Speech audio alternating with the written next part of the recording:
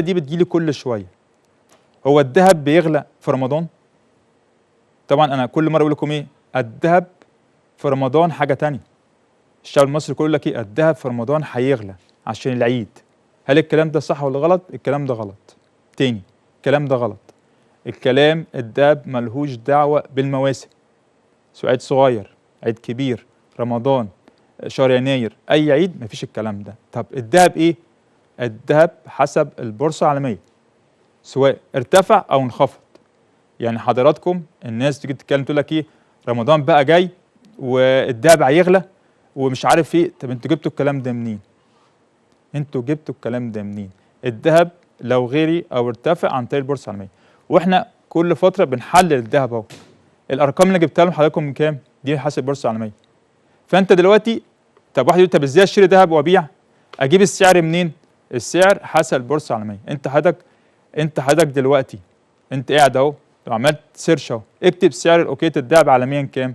هيقول لك مثلا 2800 مثلا 82 مثلا.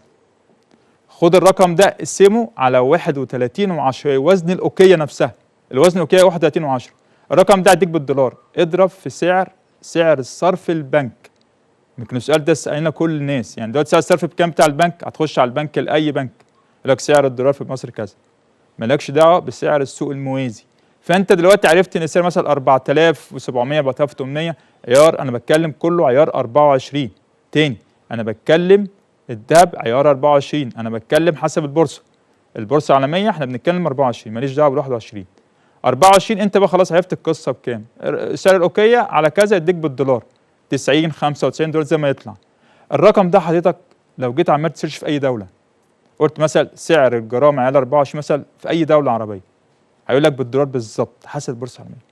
يبقى احنا بحاول انا كل فتره اديكم معلومات معينه ازاي تحسب الدولار بكام او جرام الذهب 24 بكام. انت بقى يبقى انت عارف عيار كام، بتنزل بقى تشتري فانت حضرتك عارف السعر بتاعك بكام. ما تخليش حد يغلي عليك زي ما حصل السنه اللي فاتت. طبعا النهارده اتكلمنا في حاجات كتير جدا. اتكلمنا عن مؤشر التحليل الفني بالنقاط المركزيه، الحمد لله يمكن ده اول مؤشر الحمد لله اللي عامله. اشوفكم في الحلقه القادمه في برنامج الفوركس مع نبشير.